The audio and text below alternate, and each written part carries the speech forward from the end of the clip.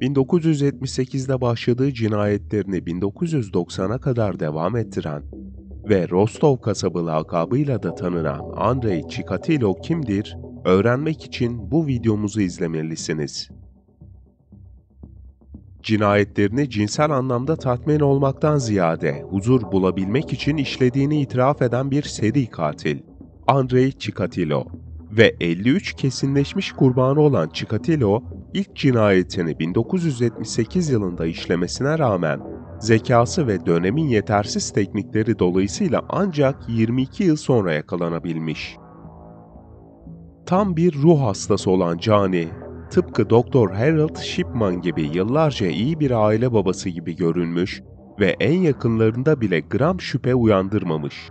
Hatta o yakalanmadan önceki son dönemlerinde torun sahibi sevecen bir büyük baba olarak da tanınıyormuş. İşte kan donduran cinayetlere imza atan Andrei Chikatilo. Rostov kasabı olarak da anılan Andrei Chikatilo, onlarca insanın ve çocuğun ölümünden sorumlu bir seri katildir.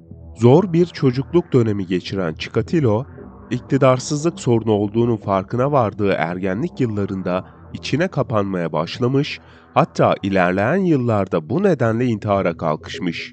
Sonrasında ise hayatına devam etmeye karar vermiş ve normal insanlar gibi bir hayat sürmeye başlamış. Evlenip çocuk sahibi olmuş fakat bilinen Chikatilo'nun ardında karanlık ve kötü mü kötü bir Chikatilo varmış. İşte bu seri katil 19 Ekim 1936'da Ukrayna'da dünyaya gelmiş. Ve Joseph Stalin iktidarındaki Sovyetler Birliği o zamanlar tam bir kaos içindeymiş. Ülkede izlenen politikalar nedeniyle kıtlık yaşanıyor ve rivayet o ki insanlar açlıktan ölmemek için birbirini öldürüp yiyormuş. Hatta bazı kaynaklarda Andrei'nin abisi Stefan'ın kaçırılıp yendiğinin anlatıldığı belirtilmektedir. Hayatının ilk yıllarını işte böyle bir dönem içerisinde geçiren Chikatilo, ayrıca sık sık yatağını ıslatıyor ve annesi tarafından azarlanıp dövülüyormuş. Babası ise o henüz 5 yaşındayken Sovyet ordusuna katılmış ve kısa süre sonra esir düşmüş. 1943 yılında bir kız kardeşi olmuş ama babası 1941 yılında orduya katıldığı için annesinin bir Alman askeri tarafından tecavüze uğradığı düşünülmüş. Çocuk yaşlarda şahit olduğu zorluklara rağmen okul hayatında yüksek başarı gösteren Chikatilo, ergenlik döneminde iktidarsız olduğunun farkına varmış. İçine kapanan Andrei, ergenlik döneminde birkaç ilişki yaşasa da iktidarsızlığı yüzünden hiçbir birlikteliğe uzun sürmemiş. Yıllar bu şekilde ilerlerken Chikatilo, bir de notları tutmasına rağmen istediği üniversiteye kabul edilmeyeceği sonucuyla karşılaşmış. Çünkü babası yıllar önce esir düştüğü için vatan haini olarak görülüyormuş. 1957 yılında zorlu askerlik görevini yerine getirmek için göreve başlayan Chikatilo, 1960 yılında terhis olmuş.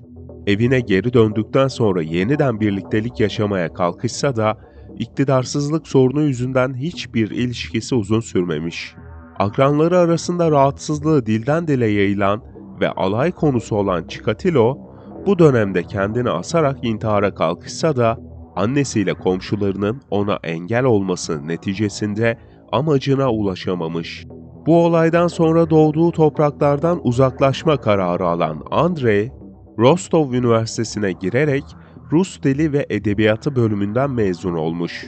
Öğretmenlik yapmaya başlayan Chikatilo, sakinliği ve utangaçlığı yüzünden hiçbir zaman ağırlığını koyan bir öğretmen olamamış.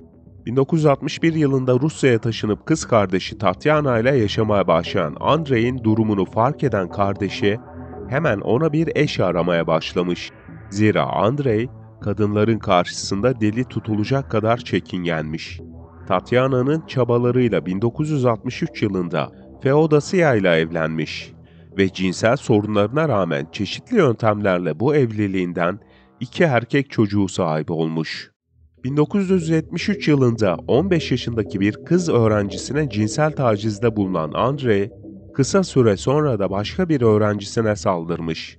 Öğrencilerin şikayetleri üzerine okuldan kovulan Chikatilo, daha sonra Rostov merkezli bir fabrikada çalışmaya başlamış.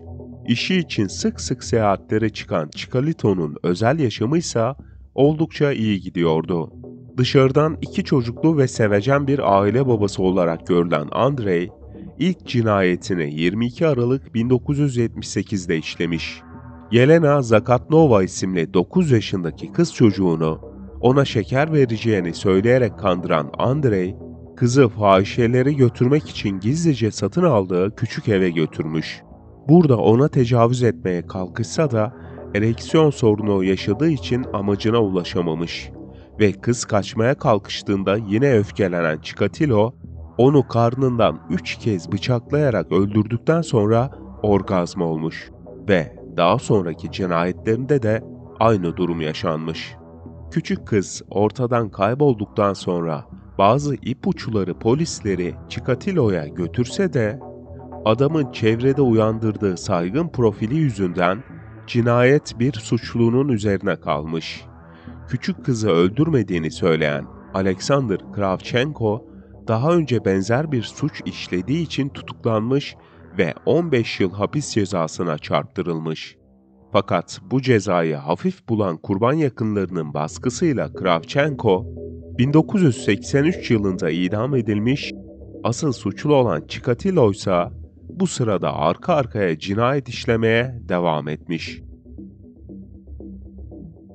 3 yıl sonra otobüs durağında bekleyen 17 yaşındaki Larisa Tkachenko'ya vodka içme teklifi eden Andrei, onu ormanlık bir alana götürmüş.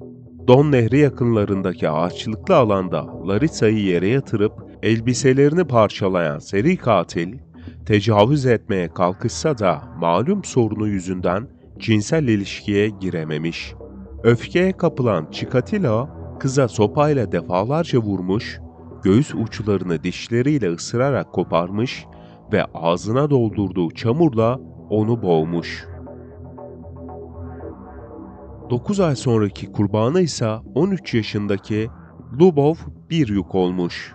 52 yerinden bıçaklayarak öldürdüğü kızdan sonra öldürme dürtüsünü engellemeye çalışan Cani, 1982 yılının Temmuz ve Eylül ayları arasında 5 cinayet daha işlemiş. Çocukları şeker, sakız vereceğini, daha büyük olanları ise içki, ev, para gibi tekliflerle kandıran Andrei Chikatilo, kurbanlarını genellikle ormanlık alanlarda öldürüyormuş. Çoğunlukla bıçak kullanan katil, bazı kurbanlarını da döverek ya da boğarak katlediyormuş. Cesetleri ise saklamak için herhangi bir çaba göstermiyormuş. 11 Aralık 1982'de otobüste tanıştığı 10 yaşındaki bir kızı kandırıp onu tenha bir alana götüren Chikatilo, Olga isimli kurbanını deyim yerindeyse delik deşik ederek öldürmüş. Göğsünü açan, bağırsaklarını ve rahmini dışarı çıkartan seri katil, suçlunun profilinin yanlış çizilmesi dolayısıyla şüpheli olarak görülmemiş.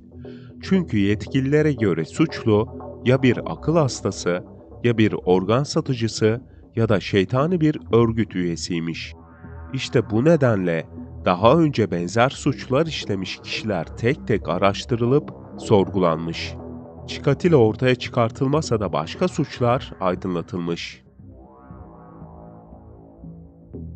30 Ekim 1983'te Vera Shevkun isimli fahişenin cesedi, daha önceki kurbanlarla büyük oranda benzerlik gösteren bir vaziyette bulunmuş fakat katilin kim olduğu hala bilinmiyormuş. 1984'ün Ocak ve Şubat ayında 2 kadını daha acımasızca öldürüp gözlerini oyan katil, Mart'ta da 10 yaşındaki bir erkek çocuğunu katletmiş. Daha sonraki aylarda da pek çok cinayet işleyen Chikatilo'nun kurbanları hem kadınlar, hem erkekler, hem de çocuklar oluyormuş.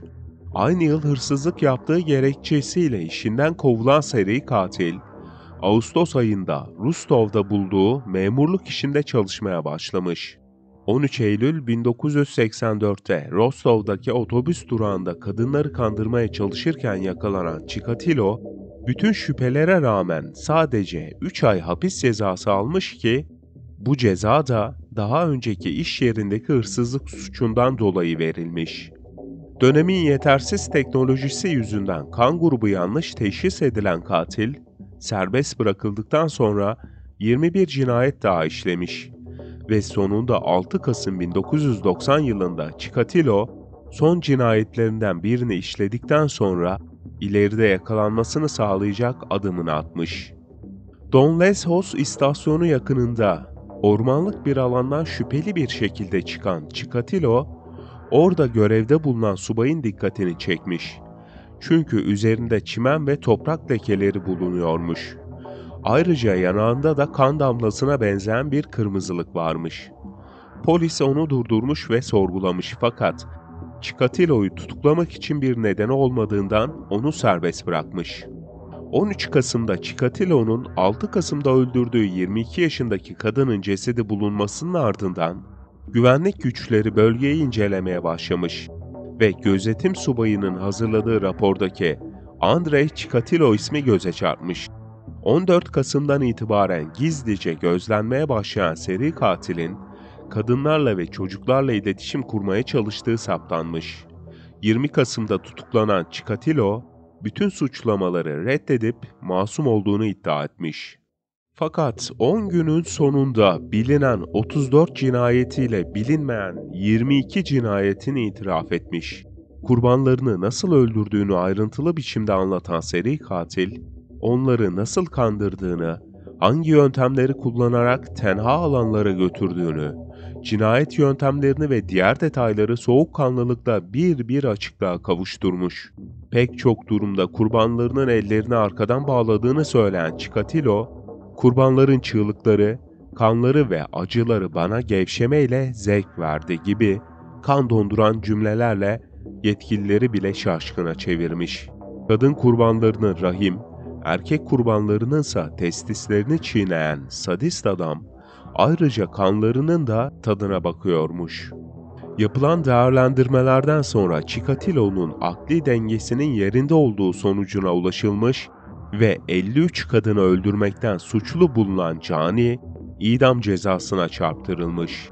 Duyduğu karar karşısında hücresinin içinde deliye dönen Chikatilo, verdiği bütün uğraşlara rağmen affedilmemiş ve 14 Şubat 1994'te hücresinden alınarak ses geçirmez odada başına tek el kurşun sıkılmak suretiyle idam edilmiş.